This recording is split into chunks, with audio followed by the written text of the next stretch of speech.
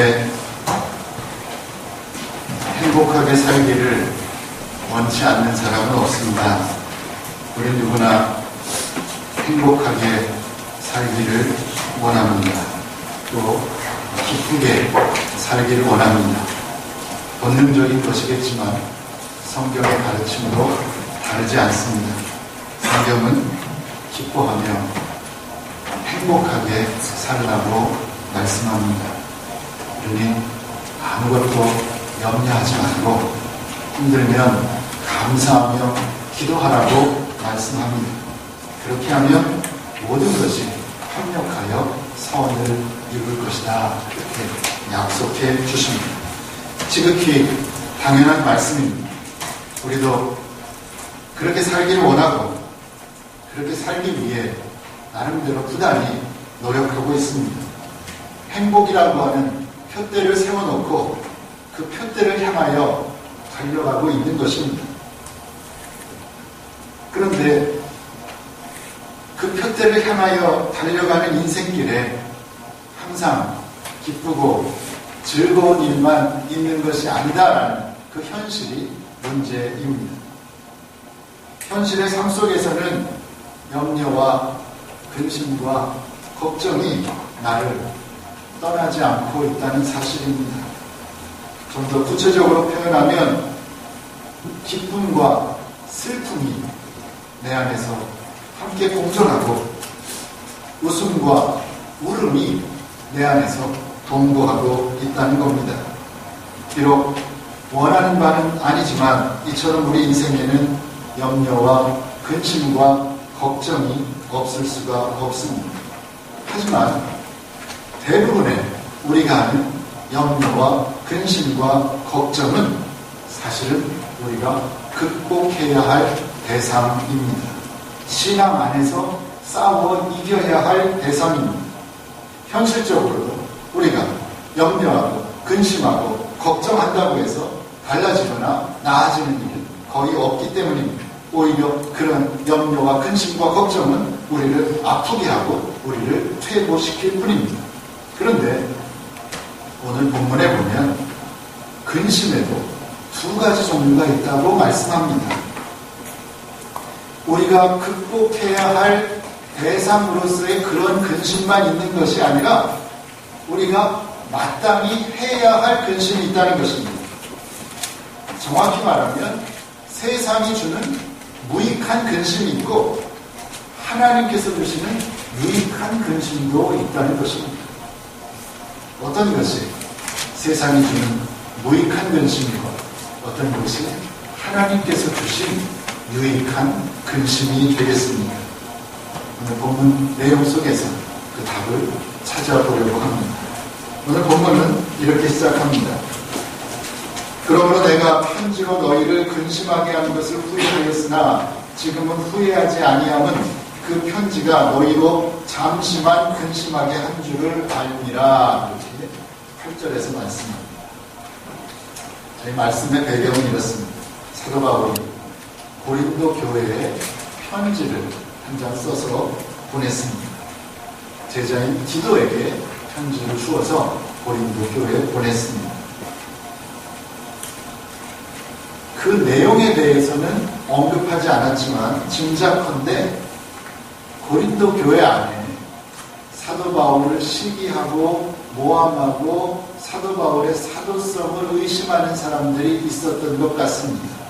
그래서 그로 인해서 교회 전체가 분란이 있고 흔들리니까 사도 바울이 편지를 썼고 그 편지의 내용은 아마도 교회를 분열시키고 흔드는 사람들에 대한 질책의 내용이었을 것이라고 추측합니다. 근데 바울은 그 편지를 보내놓고는 후회한 겁니다. 왜 후회합니까? 내 편지를 보고 고린도 교회 교우들이 염려하고 근심할 것이 생각이 나니까 내가 괜히 편지를 보냈구나라는 생각이 들었다는 겁니다. 그런데 돌아온 디도를 통해서 그 고린도 교회의 소식을 듣고 난 다음에는 후회하지 않았다라는 이야기입니다. 아니 오히려 기뻐했다라는 말입니다. 무슨 까닭입니까? 처음에는 편지를 보낸 것을 후회했는데 나중에는 후회하지 않고 오히려 기뻐했다. 이유가 무엇입니까? 그 이유는 9절에서 알려줍니다. 내가 지금 기뻐함은 너희로 근심하게 한 까닭이 아니요 도리어 너희가 근심함으로 회개함에 이른 까닭이다. 너희가 하나님의 뜻대로 근심하게 된 것은 우리에게서 아무 해도 받지 않게 하려 함이라 그랬어요. 바울은 편지를 보내고 또 편지를 전하고 돌아온 디도의 소식을 듣고는 오히려 기뻐했습니다. 왜 그렇습니까? 그의 편지를 받은 고린도 교회 교우들이 물론 처음에는 편지의 내용으로 근심하고 염려하고 걱정했지만 나중에는 그들이 회개했기 때문입니다. 바울이 비록 떠나 있지만 고린도 교회를 기억하며 간절히 기도했던 것처럼 고린도 교회 교우들이 자신들의 잘못을 발견하고 깨닫고 주님의 복음으로 돌아왔기 때문입니다. 그런데 여기서 바울은 고린도 교회 교우들이 바울의 편지를 받고 했던 그 근심이 하나님의 뜻대로 하는 근심이다라고 가르쳐 줍니다. 그 근심이 하나님의 뜻에 맞는 근심이라는 겁니다. 그런 근심이 오늘 우리도 해야 할 유익한 근심이라는 것입니다. 그리고 10절에서 그러면 하나님의 뜻대로 하는 근심은 무엇이고 세상의 근심은 무엇이냐라고 하는 것에 대해서 설명해 줍니다. 하나님의 뜻대로 하는 근심은 후회할 것이 없는 구원에 이르게 하는 회개를 이루는 것이요 세상 근심은 사망을 이루는 것입니다. 아주 분명하고 간결하게 설명했습니다. 하나님의 뜻대로 하는 근심은 무엇이냐면 우리로 하여금 회개하게 하고 그 회개를 통해서 구원으로 이끈다라는 것이고 세상의 근심은 그것이 무엇이든 우리를 사망으로 이끈다라는 것입니다. 두 가지입니다. 우리가 해야 할 근심이 있고 하지 말아야 할 근심이 있습니다. 해야 할 근심은 하나님의 뜻대로 하는 근심입니다. 하지 말아야 할 근심은 세상이 주는 근심입니다. 그러면 우리를 사망으로 이끄는 사망이라고 하는 무서운 말을 썼습니다. 세상 근심 가운데 살면 결국은 죽음이다, 사망이다라고 하는 성경의 선언입니다. 그러면 우리를 사망으로 이끄는 세상 근심은 과연 어떤 것이겠습니까? 너무너무 많지만 한 가지만 예를 들어 말씀드립니다. 우리를 사망으로 이끄는 세상 근심은 내일 일에 대한 염려와 걱정과 근심입니다. 다시 말하면 인생살이에 대한 아직 살지 않은 인생에 대한 특별히 먹고 사는 일에 대한 지나친 근심입니다. 그것은 세상 근심입니다. 그 근심에 빠져 있으면 우리의 영과 육을 병들고 죽게 되는 겁니다. 이 부분에 대해서 주님께서 이렇게 말씀하셨습니다. 산상설교 중에 마태복음 6장 25절 이하에서 이렇게 말씀하셨습니다. 그러므로 내가 너희에게 이르노니 목숨을 위하여 무엇을 먹을까 무엇을 마실까 몸을 위하여 무엇을 입을까 염려하지 말라. 목숨이 음식보다 중하지 아니하며 몸이 의복보다 중하지 아니하며 공중의 새를 보라. 심지도 않고 거주지도 않고 창고에 모아들이지도 아니하되 너희 천국께서 기르시나니 너희는 이것들보다 귀하지 아니하니 너희 중에 누가 염려함으로 그 키를 한 자라도 더할 수 있다는 말이냐. 그러므로 내일 일을 위하여 염려하지 말아라. 내일 일은 내일 염려할 것이요 한 달 괴로움은 그날에 족하니라. 그렇게 말씀하셨습니다. 공중에 나는 새도 하나님께서 기르십니다. 들에 피어있는 이름 모를 수많은 꽃과 오늘 있다가 내일 아궁 이에 던져지는 들풀도 하나님께서 입히십니다. 지극히 작은 미물들까지도 하나님께서 돌보신다는 말씀입니다. 그렇다면 그런 하나님께서 당신의 사랑하는 자녀들인 우리들을 돌보지 않으시겠습니까? 고통 가운데 슬픔 가운데 부르짖으며 기도하는 우리의 목소리를 하나님께서 외면하시겠습니까? 지금까지 걸어온 내 인생의 발자취를 조금만 뒤돌아보아도 우리는 분명히 알 수 있습니다. 하나님께서 내 인생의 주인이 되어서 지금까지의 내 걸음을 은혜로 채워주셨음을 분명히 알 수 있습니다. 때로는 기가 막힐 웅덩이와 수렁에서 우리를 건져주셨고, 때로는 사망의 음침한 골짜기에서도 우리를 보호해 주셨습니다. 그렇게 당신의 손바닥에 새겨서 우리 이름을 기억하시고 우리의 걸음걸음을 여기까지 인도해 주셨습니다.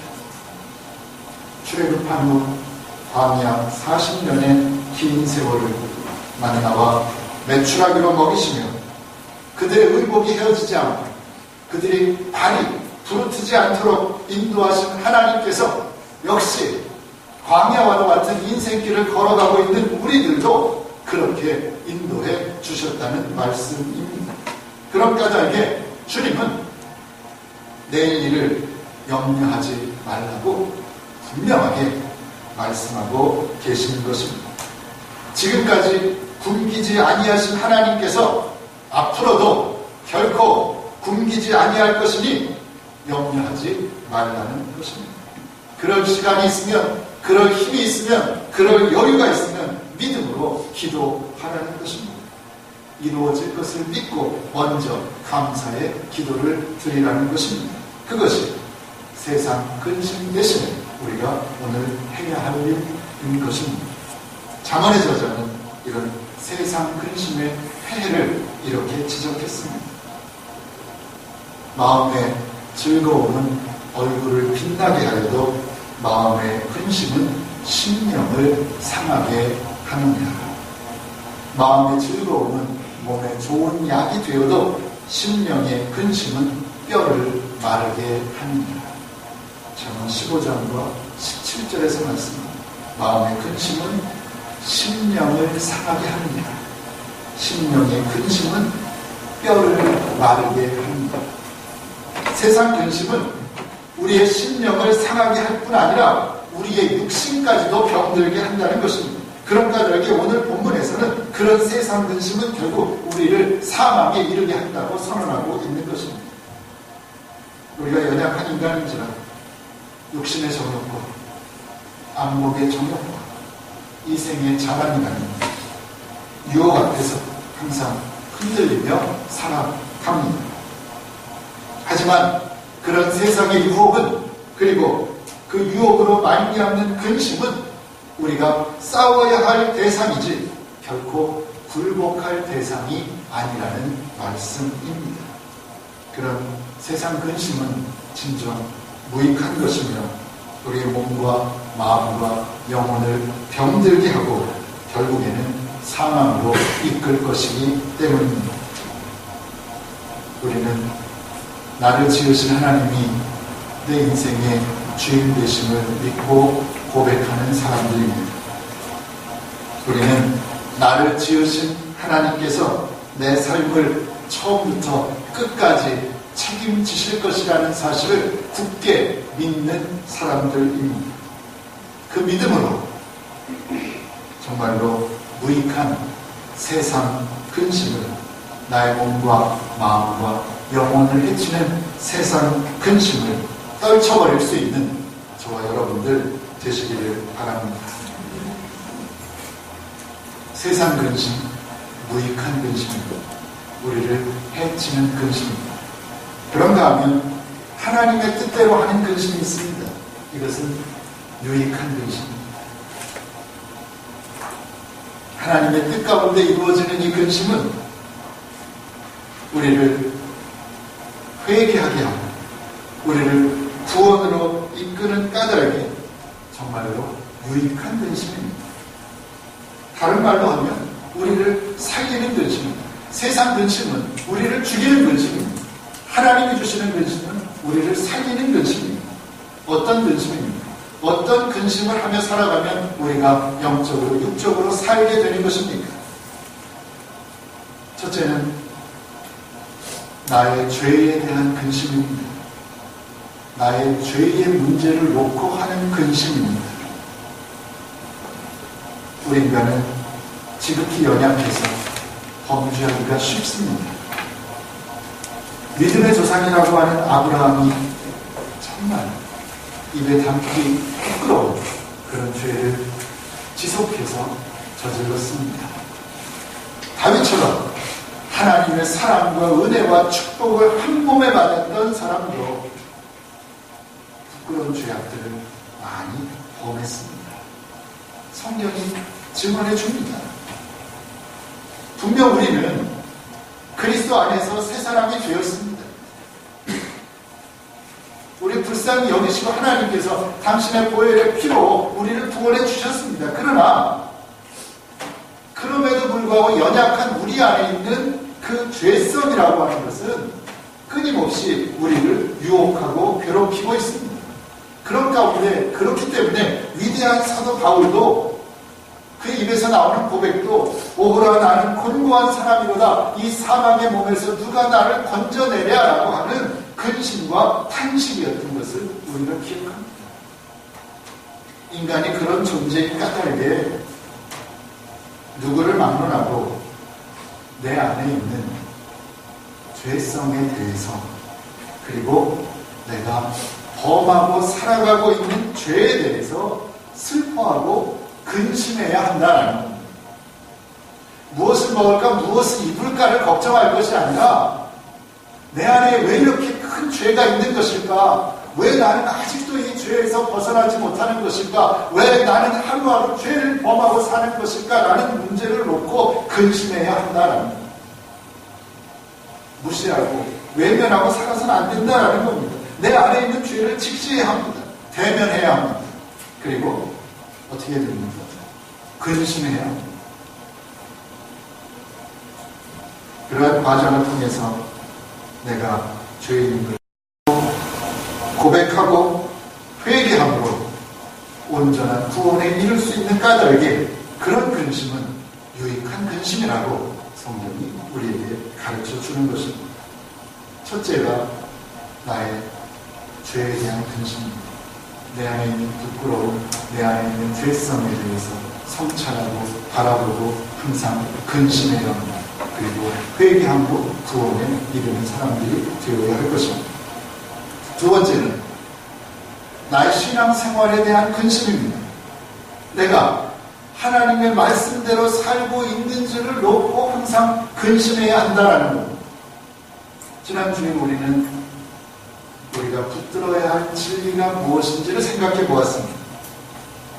참 진리는 주님이시고 주님의 가르침인데 그 가르침을 한마디로 하면 내 이웃을 내 몸과 같이 사랑하라 라는 말씀이라고 제가 말씀드렸습니다.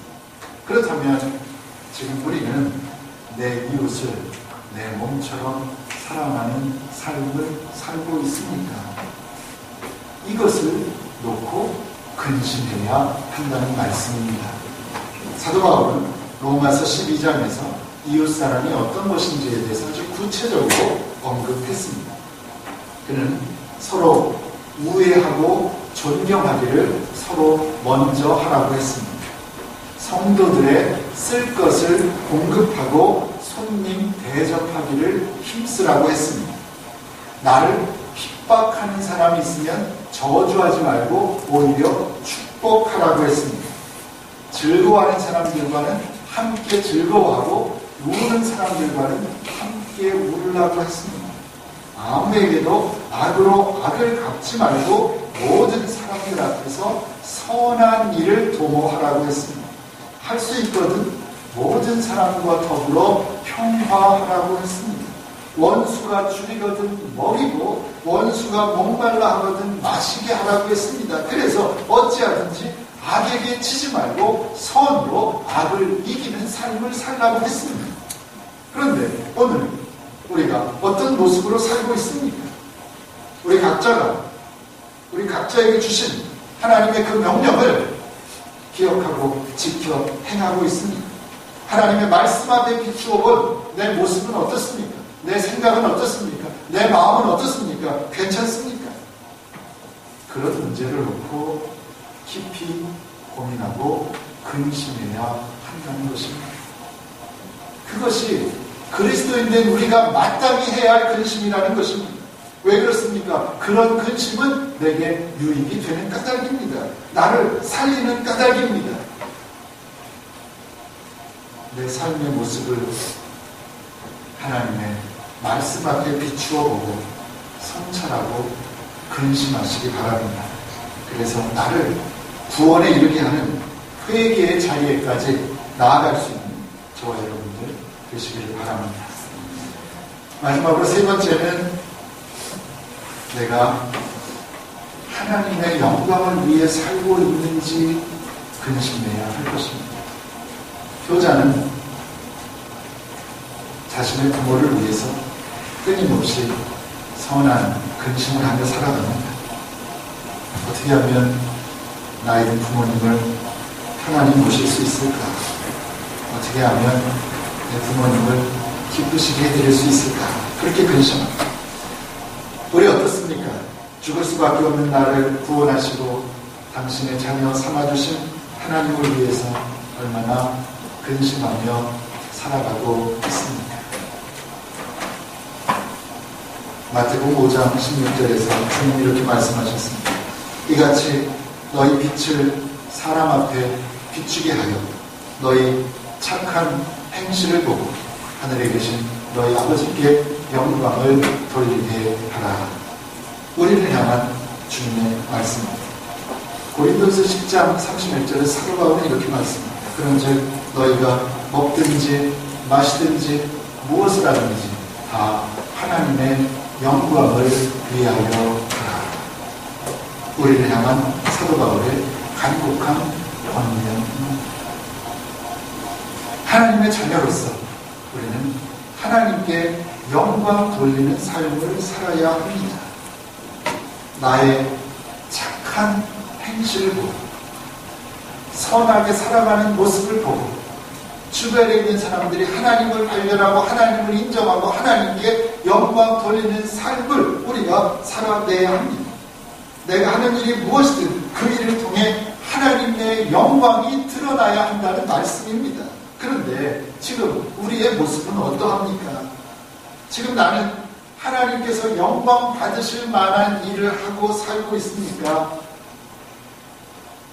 하나님의 영광을 가리는 일을 하지는 않았습니까? 이것들이 우리가 해야 할 근심이라는 겁니다. 그리고 그런 근심은 하나님께서 주신 근심이라는 겁니다.